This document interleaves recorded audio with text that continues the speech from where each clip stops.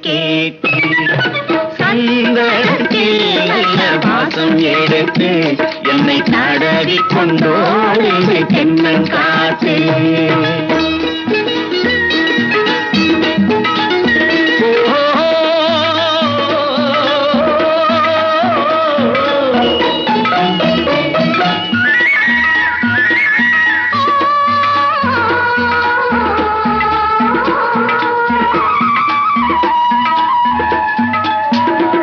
பன்னீர் பூச்சரம் பச்சை புல்லு மேடையில் பட்டு போல் கிடப்பதும் நமக்காக